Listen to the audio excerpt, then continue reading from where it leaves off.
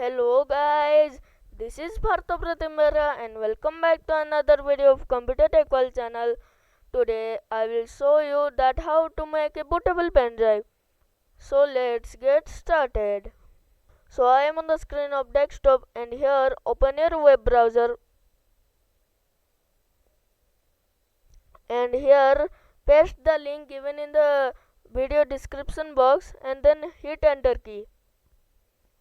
And here scroll down and here you will find a link that Rufus and here the version will written over here. So here click on it to download Rufus and here click on download. And here download has been completed.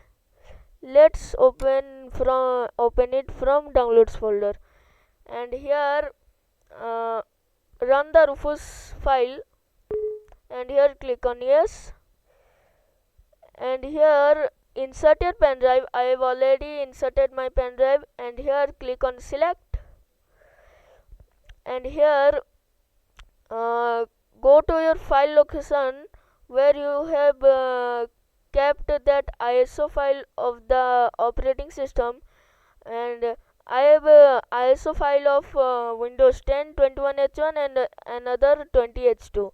So I want to make a bootable pen drive of this ISO file, and here after selecting this file click on open.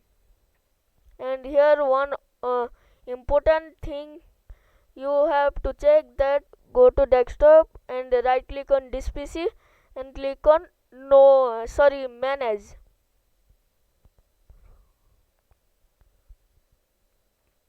So it will take some time to open and here go to disk management at the storage section and here right click on the hard disk like this and go to properties and here click on volumes and here you will find that here my hard disk partition style is MBR.